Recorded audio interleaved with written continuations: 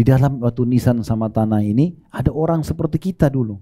Mungkin lebih cantik, lebih tampan, lebih kaya, lebih segala macam. Tapi mereka sudah meninggal. Andai saja mereka bisa berbicara, mereka akan bilang sama kita, sebelum kau masuk seperti kami, segera taubat, segera amal saleh. Baik, kemudian saya katakan, kalau saja penghuni kubur itu dapat berbicara, bangkit, lalu menceritakan kisah mereka kepada orang-orang yang masih hidup, niscaya mata mereka terbelalak ketakutan dan pingsan.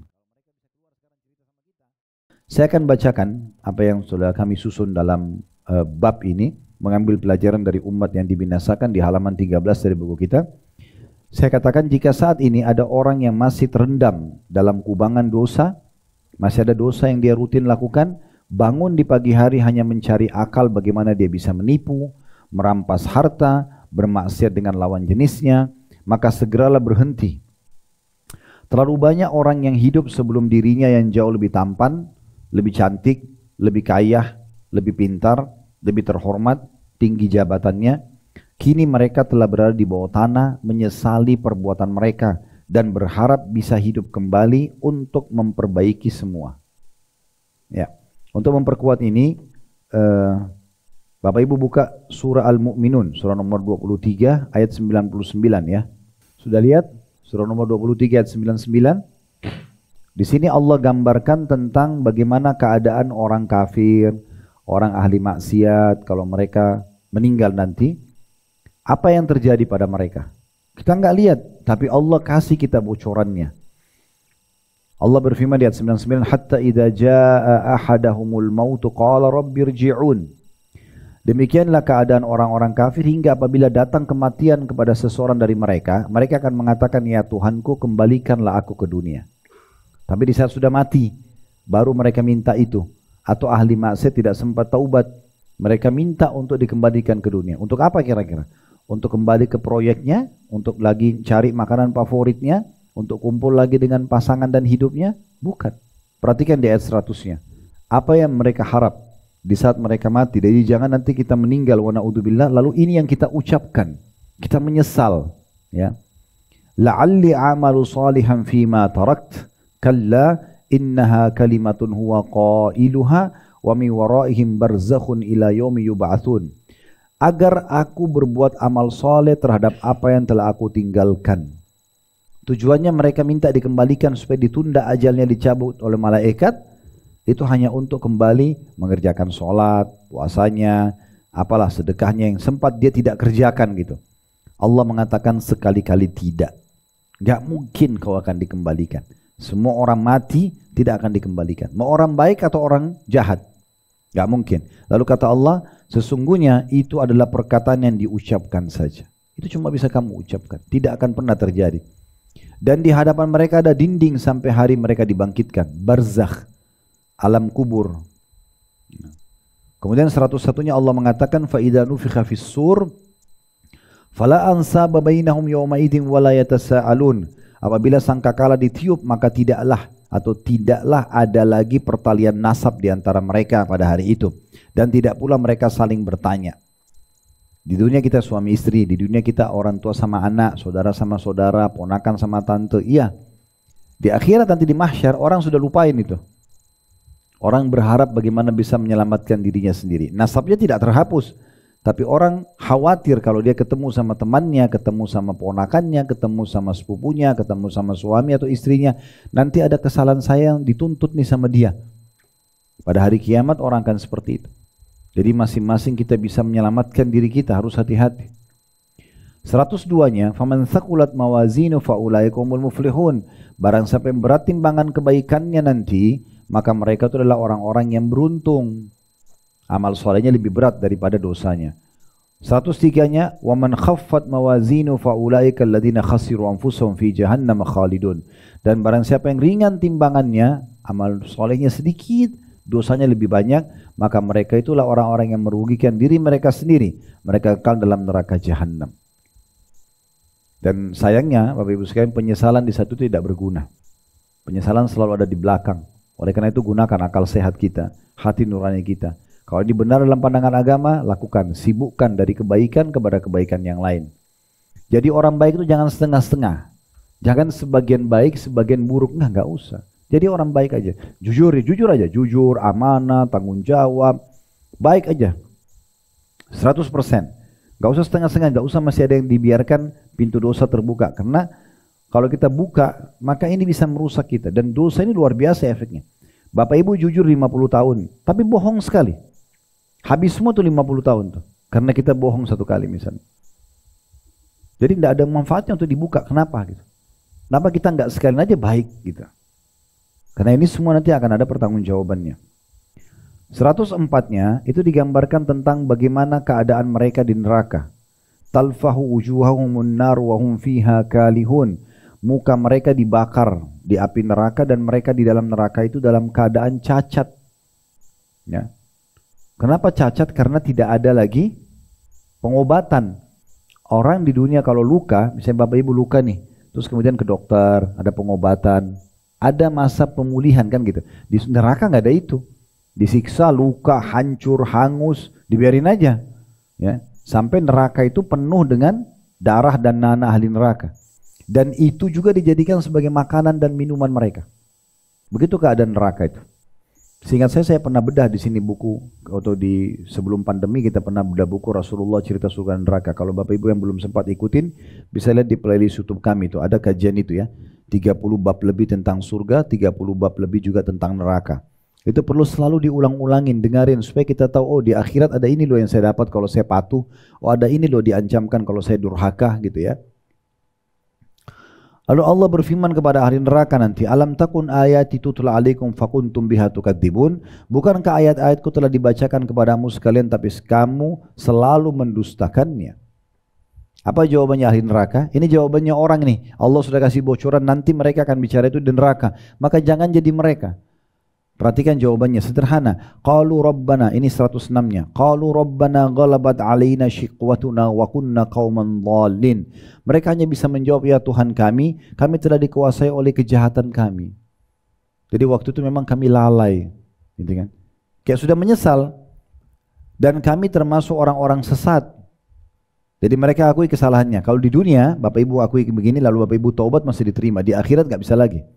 Terbukti ayat setelahnya 107 Allah bilang, Rabbana akhrijna minha fa in udna fa inna zalimun.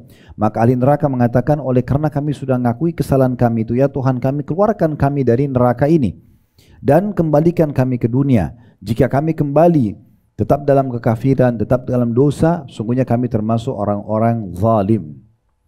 Apa jawaban Allah? 108-nya. Perhatikan Bapak Ibu sekalian, ini pekah sekali. Jadi Allah itu punya sifat Ar-Rahman, Ar-Rahim, Maha Pengasih, Maha Penyayang. Allah itu gembira dengan taubat hambanya selama Bapak Ibu masih di sini, di dunia. Di akhirat itu sifatnya Allah tentang masa kepada orang-orang yang seperti ini sangat tegas. Ini perhatikan 108 Allah bilang, Qala khsa'u fiha wa la tukallimun. Kata Allah, tinggallah dengan hina di dalam neraka itu dan jangan pernah kalian berbicara dengan aku. Dalam sebuah riwayat disebutkan, para penghuni neraka memanggil para malaikat, tolong sampaikan kepada Allah, maafkan kami memohon, merengek-rengek sambil menangis. Dalam riwayat lain, air mata mereka karena sudah habis keluar darah. Mereka minta-minta. Lalu malaikat tidak menjawab mereka selama 500 tahun apa gitu. Gitu hadisnya.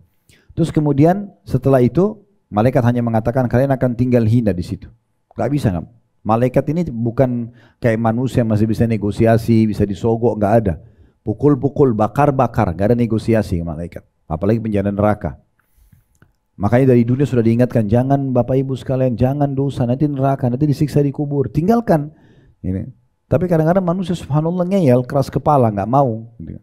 Mereka dengar telinga kanan, keluar telinga kiri. Nanti konsekuensinya datang baru mau sadar. Sayang sekali. Jadi nanti mereka akan mengatakan itu, ya. Mereka akan menyesal, mereka akan masuk neraka dan ini penyesalan abadi yang sulit sekali orang untuk keluar dari situ, ya. Jadi jangan sampai masuk ke pintu itu. Kemudian para ahli neraka kata Nabi SAW memohon kepada Allah dan Allah tidak menjawab mereka seumur dunia. Berapa miliar tahun dunia ini begitu Allah tidak jawab. Setelah itu pun, setelah seumur dunia, Allah menjawab seperti ayat 108 ini. Tinggallah kalian di dalamnya dalam keadaan hina dan jangan pernah berbicara dengan aku. Padahal Allah itu Maha Pengasih, Maha Penyayang. Tapi di saat itu Allah tidak akan pernah lagi mau lihat para pembangkang-pembangkang ini. Tidak ada lagi. Maka pada saat itu kata Nabi SAW, karena Allah bilang tinggallah kalian dan jangan bicara dengan aku, berarti tidak ada lagi harapan mereka, karena Allah saja yang Maha Pengasih tidak akan memaafkan. Maka kata Nabi SAW, mereka akan menangis, pengganti air mata mereka adalah darah. Ya, gitu. Kemudian 109-nya, innahu kana fariqum min ibadi yaquluna rabbana amanna faghfir lana warhamna wa anta khairur rahimin. Sesungguhnya di dunia dulu kalian pernah melihat segolongan hamba-hambaku selalu berdoa kalau azan ke masjid, tutup aurat, saya memohon kepada Allah, dikenal dengan orang-orang mukmin. Mereka mengatakan, ya Tuhan kami telah beriman, ampunilah kami dan berilah kami rahmat, dan Engkau adalah pemberi rahmat yang paling baik. 110-nya, fattakhadtumuhum sikhriyan hatta ansaukum dzikri wa kuntum minhum tadhakun. Lalu kamu, wahai para ahli neraka, menjadikan mereka sebagai buah ejekan. So alim, begini, caci maki orang-orang yang baik. Ini Allah sudah bongkar nih. Nanti Allah juga akan jadikan sebagai bahan ejekan buat mereka di neraka. Dulu kalian menjadikan mereka sebagai buah ejekan, sehingga kesibukan kamu mengejek mereka menjadikan kamu lupa mengingat aku, kata Allah. Hanya besar kata ganti Allah ya. Dan adalah kamu selalu menertawakan mereka, menertawakan orang-orang yang baik. 111-nya, inni jazaitumul yawma bima sabaru annahum humul faizun. Sesungguhnya aku, kata Allah, memberi balasan kepada mereka, orang-orang yang beriman itu di hari ini, karena kesabaran mereka, sesungguhnya mereka itulah orang-orang yang menang. 112-nya, Allah ajak bicara ahli neraka. Qala kam labithtum fil ardi adada sinin. Allah tanya, ya, berapa tahunkah lamanya kamu tinggal di bumi? Padahal mereka tinggal tahunan. Bahkan kalau dihitung semua akumulasi orang kafir bisa ribuan tahun. Ya, dari dulu banyak orang kafir. 113-nya, qalu labithna yawman aw ba'da yawmin fas'alil 'adin. Mereka menjawab, kami tinggal di bumi sehari atau setengah hari saja. Mereka lupakan sudah hari-harinya. Mirip kalau Bapak Ibu lagi reunian ketemu teman SD, SMP, itu kita terus cerita satu kenangan kayaknya baru kemarin ya. Padahal sekarang sudah 50 tahun yang lalu, misalnya 40 tahun yang lalu. Ya. Nah seperti nanti orang di akhirat, orang kayaknya di dunia itu kita cuma sebentar ya. Gitu. Maka mereka mengatakan, tanyakanlah kepada orang-orang yang menghitung. Mereka saking bingungnya mereka bilang, mungkin ada yang bisa menghitung berapa lama dulu kita tinggal di dunia. Allah menjawab 114-nya, qala illa bithtum illa qalila law annakum kuntum ta'lamun. Ketahuilah, kata Allah, kamu tinggal di dunia melainkan hanya sebentar saja. Dan kalau sesungguhnya kamu mengetahui, sayangnya kamu tidak mau sadar tentang ini. Di dunia sudah disampaikan. Terakhir 115-nya, afahasibtum annama khalaqnakum abathan wa annakum ilaina la turja'un. Apakah kalian mengira kami menciptakan kalian secara main-main saja, enggak ada tujuan, enggak ada target, ya, dan bahwasanya kamu tidak akan dikembalikan kepada kami? Hanya orang bodoh yang tidak paham bahwasanya dia akan kembali kepada Tuhannya gitu. Nah, ini gambarannya. Jadi saya ulangi paragraf pertama yang saya susun. Ini saya katakan, saya tulis karena memang ini buku yang kami susun ya. Jika saat ini ada orang yang masih terendam dalam kubangan dosa, bangun di pagi hari hanya mencari akal bagaimana dia bisa menipu, bangun pagi itu saja, merampas harta, maksiat dengan lawan jenis, maka segeralah berhenti. Terlalu banyak orang yang hidup sebelum dirinya yang jauh lebih tampan, lebih cantik, kaya, pintar, terhormat, tinggi jabatannya. Kini mereka telah berada di bawah tanah, menyesali perbuatan mereka dan berharap bisa hidup kembali untuk memperbaiki semuanya. Ini detik ini kalau kita datangi satu kuburan dan Allah izinkan, ini tidak mungkin terjadi. Tapi kalau terjadi misalnya, dia dihidupkan kembali orang mati itu, lalu kita tanya, apa yang kamu harapkan kalau Allah hidupkan kamu 5 menit lagi? 5 menit lalu mati lagi. Saya yakin Bapak Ibu sekalian, dia akan memilih taubat yang sedang kita bahas. Dia tidak akan mulai kembali makanan. Oh saya mau ke restoran itu kesukaan saya. Oh saya mau biologis lagi sama pasangan saya. Oh saya mau ke teman-teman. Gak ada lagi. Yang dia pikir tuh bagaimana dia tobat 5 menit lagi dia mati. Kita sebenarnya tidak harus tunggu itu. 5 menit lagi kita bisa meninggal. Hitungan detik. Kita ini bukan ulang tahun, kita ulang detik. Per detiknya kita bisa tiba-tiba meninggal dunia. Dan tidak harus masuk ruangan IGD atau UGD, nggak penting. Nggak harus maksudnya. Ya. Orang masuk di IGD itu sedikit sekali jumlahnya. Lebih banyak orang yang lulalang depan rumah sakit yang akhirnya maknanya lebih banyak orang meninggal tanpa sakit. Ya. Di paragraf keduanya, ketika seseorang telah meninggal dunia, maka yang tertinggal darinya hanya kenangan saja. Kita kejar sebesar apapun prestasi dunia Bapak Ibu sekalian. Anda punya 100 sertifikat rumah dan tanah. Anda punya 100 mobil. Anda punya mungkin 1000 baju, 1000 sepatu, 1000 tas bermerek. Semuanya nih, misalnya kita punya dunia. Kalau kita meninggal, hanya akan jadi kenangan. Oh itu sepatunya si fulan. Oh itu rumahnya si fulan. Oh itu mobilnya. Cuma jadi kenangan. Di dunia ini tidak ada kepemilikan abadi. Sementara.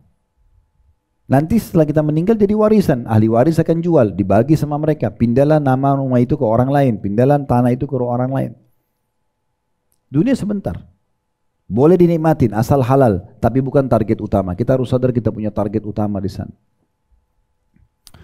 Ketika seseorang telah meninggal dunia, maka yang tertinggal darinya hanya kenangan saja. Semua yang pernah dia miliki berupa baju, rumah, mobil, jabatan dan lainnya, orang hanya akan mengenangnya di hari-hari pertama setelah dia meninggal saja. Dengan mengatakan, oh itu baju si fulan, rumah si fulan, mobil si fulan.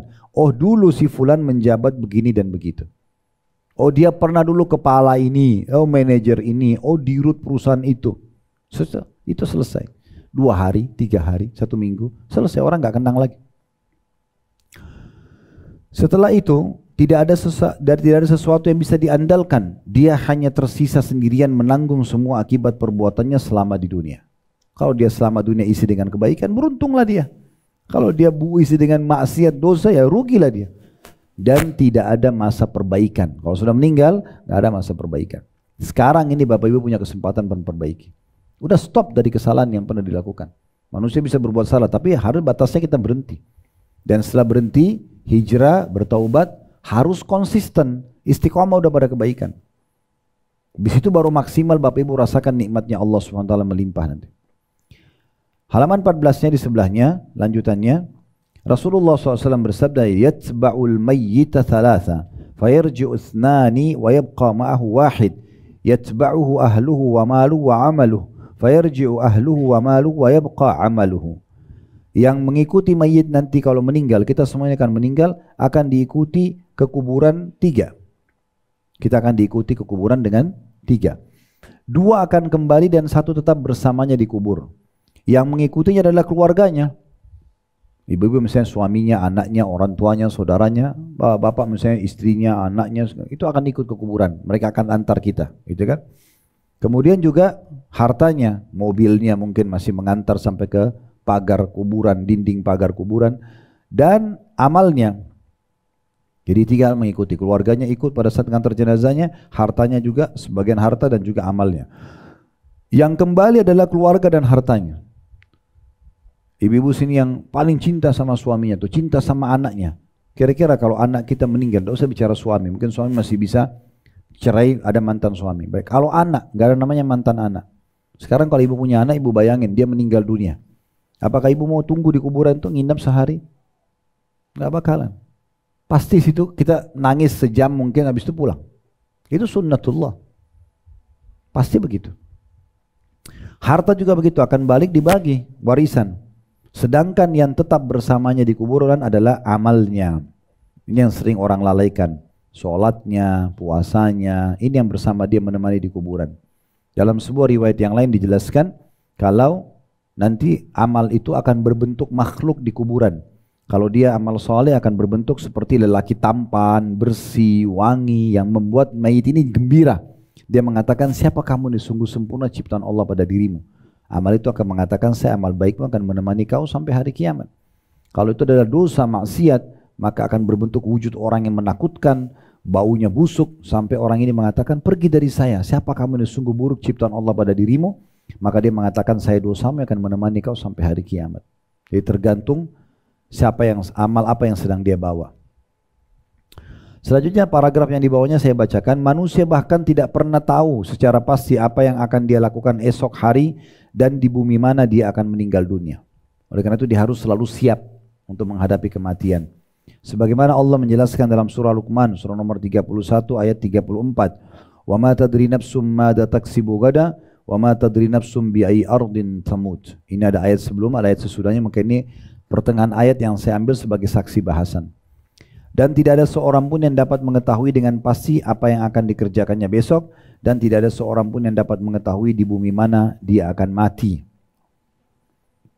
Setelahnya di halaman 15, tidak ada seorang pun yang tahu di bagian bumi mana dia akan meninggal. Apakah itu di laut, di darat, di lembah, atau di atas gunung.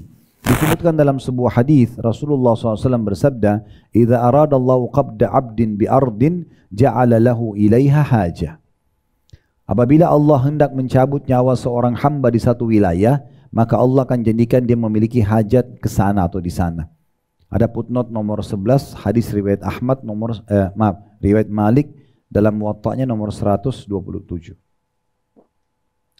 Al-Hafidh Abu Qasim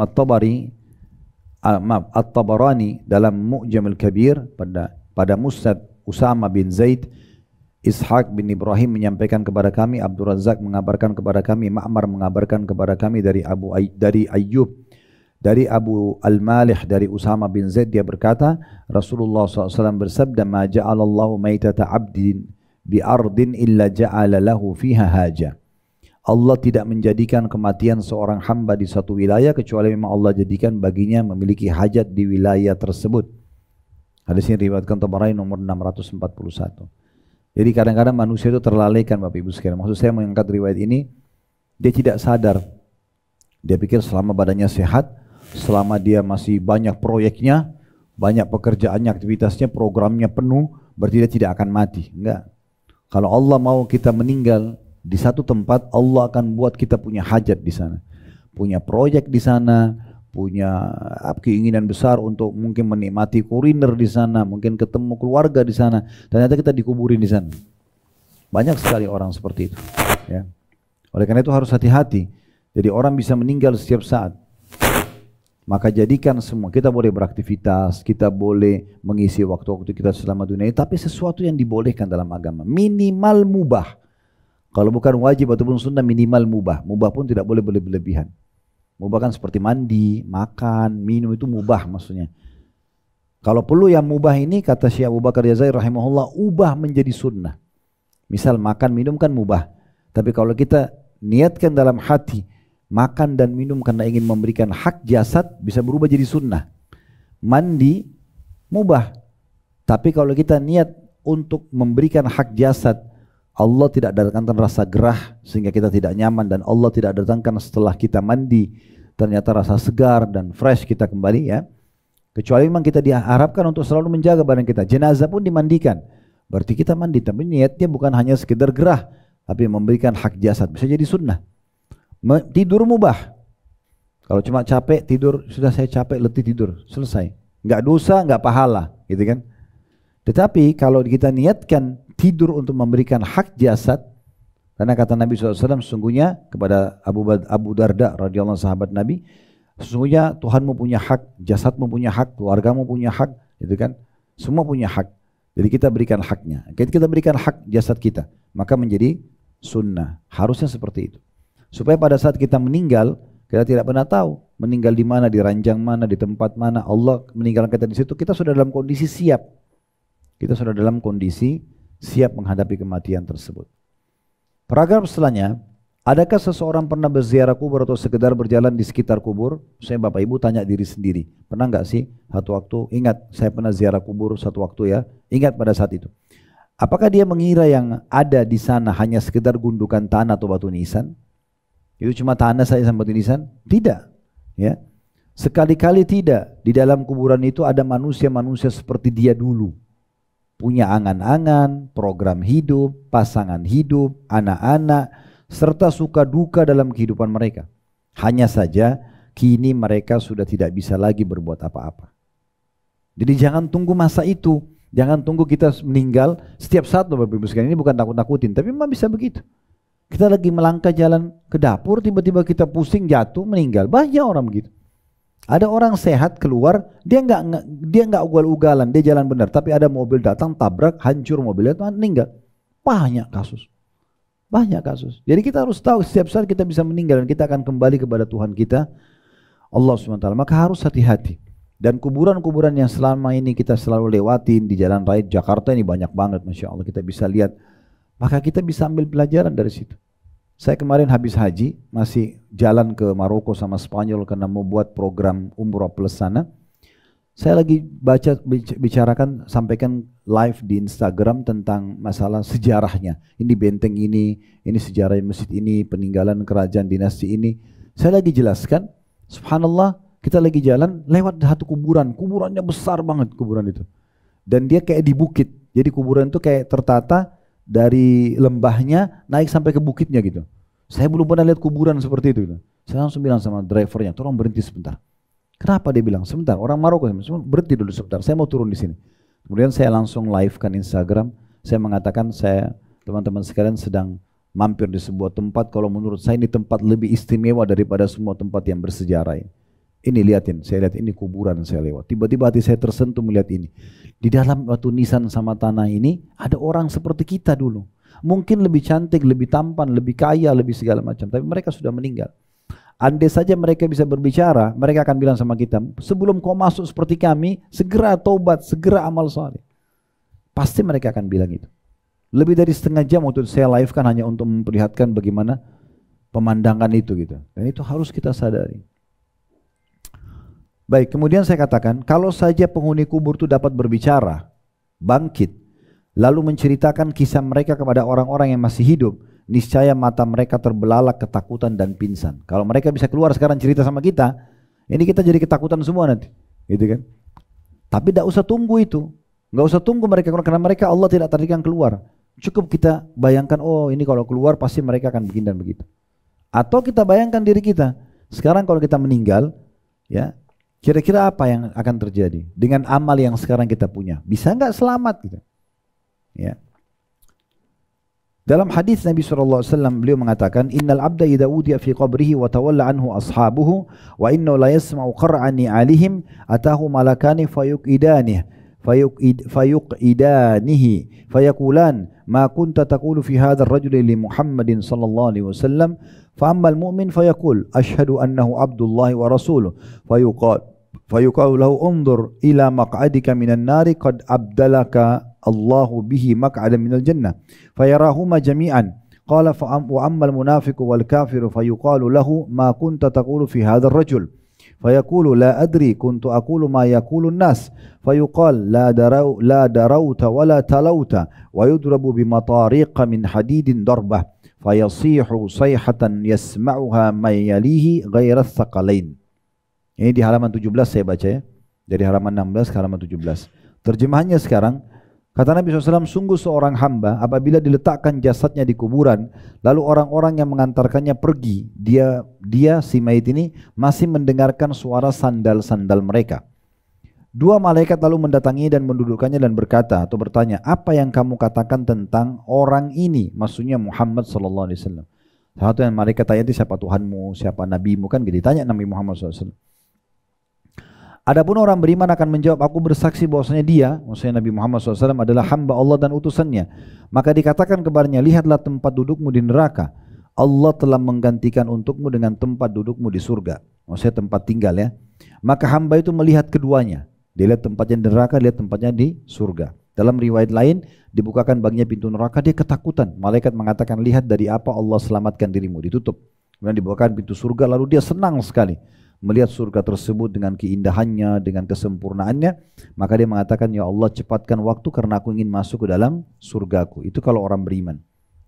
Adapun orang munafik atau orang kafir, wa na'udzubillah, dikatakan kepadanya, apa yang kamu katakan tentang orang ini? Yakni Nabi Muhammad SAW. Hamba itu menjawab, aku tidak tahu.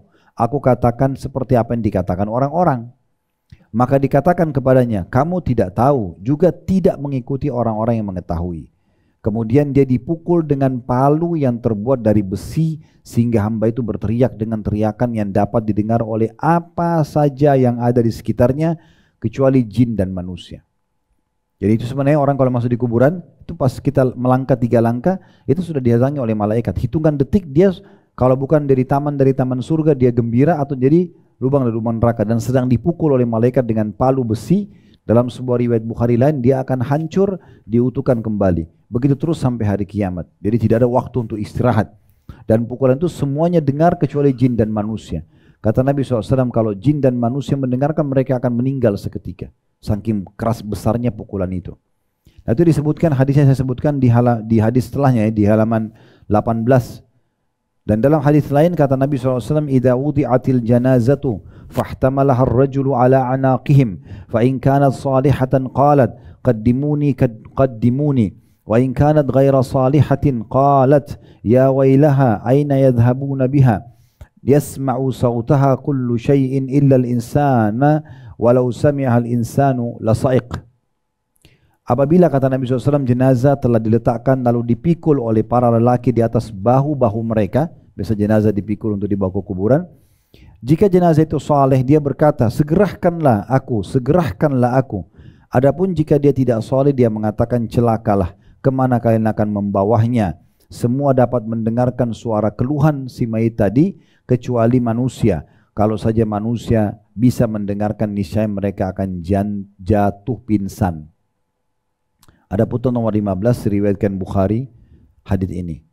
Ada tanda kutip situ saya sebutkan ya. Kemudian dia dipukul dengan palu yang terbuat dari besi sehingga hamba itu berteriak dengan teriakan yang dapat didengar oleh apa yang ada di sekitarnya kecuali jin dan manusia. Maksudnya itu tagline-nya itu yang penting sekali untuk digarisbawahi, bahwasanya mereka lagi disiksa di kuburan dan mereka tidak bisa lagi kembali memperbaiki keadaan. Baik, selanjutnya Al-Quran banyak mengisahkan tentang umat terdahulu yang dibinasakan oleh Allah Subhanahu wa Ta'ala karena kedurhakaan mereka. Ada Fir'aun, tadi sudah kita jelaskan gambaran kaumnya Nabi Musa dan masih ada muminya, masih ada piramidanya dan seterusnya. Ada kaum Ad, kaumnya Nabi Hud. Ada kaum Samud, kaumnya Nabi Saleh yang tadi di Madain Saleh di 4 jam dari kota Madinah. Ada kaum Lut di Laut Mati di Jordania. Dan ada umat lainnya yang peninggalan mereka hingga kini masih dapat disaksikan. Allah Subhanahu wa Ta'ala jadikan sisa-sisa kehidupan mereka sebagai pelajaran bagi umat manusia. Masih ada sisa bangunannya, masih ada sisa peninggalan mereka untuk jadi pelajaran. Dan Allah memerintahkan kita dalam surah An-Naml surah nomor 27 ayat 69, "Qul siru fil ardi fanzuru kaifa kana 'aqibatul mujrimin." Katakan, hai Muhammad, berjalanlah kamu di bumi lalu perhatikanlah bagaimana kesudahan orang-orang yang berdosa itu. Kita harus jalan dan kita lihat pelajaran. Ya, tapi memang ada satu poin penting, kita kalau lagi mampir di tempat orang-orang yang disiksa ini kita nggak boleh berlama-lama ya. Begitu sunnah Nabi SAW, kita lewat, kita mengambil pelajaran, memohon kepada Allah agar tidak menimpa kita apa yang menimpa mereka. Ya, jangan malah dijadikan tempat rekreasi gitu ya. Ya, harus diperhatikan poin ini. Perhatikanlah kesudahan dari Fir'aun yang pernah menganggap dirinya sebagai Tuhan. Dia bahkan tidak kuasa untuk selamat dari azab Allah. Dia tenggelam di Laut Merah saat berusaha memerangi Allah dan nabinya, Nabi Musa AS. Lalu oleh Allah Subhanahu wa Ta'ala jasad Fir'aun diselamatkan guna menjadi pelajaran bagi orang-orang yang datang setelahnya. Ini ada foto mumi Fir'aun, foto aslinya yang ada di museum di Kairo ya. Allah menyebutkan tentang Fir'aun, "Falyawma nunajjika bi badanika litakuna liman khalfaka ayah wa inna katsiran minan nasi an ayatina laghafilun." Maka pada hari ini hai Fir'aun kami selamatkan jasadmu. Badan jasad ya utuh artinya. Agar engkau dapat menjadi pelajaran bagi orang-orang yang datang setelahmu. Dalam surah Yusuf, surah nomor 10 ayat 92. Yunus, maaf, ini salah tulis ya. Surah nomor 10 itu surah Yunus. Itu tertulis Yusuf, itu keliru. Jadi teman-teman tim tolong ditandai itu. Di halaman 20 ada keliru penulisan nama surah, harusnya surah Yunus. Sampai hari ini, setelah lebih dari 3000 tahun dari kejadian itu, umat manusia masih bisa melihat bukti nyata dari apa yang telah Allah Subhanahu wa Ta'ala kisahkan dalam Al-Quran. Jasad yang diselamatkan itu masih tersimpan sebagai mumi di museum dan dapat ditonton oleh siapa saja. Ingatlah kisah kaum Ad yang durhaka kepada Nabi Hud saat Allah Subhanahu wa Ta'ala kirimkan kepada mereka azab berupa awan yang menuju lembah-lembah mereka. Awan itu diiringi dengan angin yang kemudian menghancurkan segala sesuatu. Tidak ada yang terlihat dari mereka saat itu kecuali bekas-bekas tempat tinggal mereka saja. Allah berfirman, ini tentang Nabi Hud alaihissalam dalam surah Ahqaf, surah nomor 46 ayat 24 sampai 25.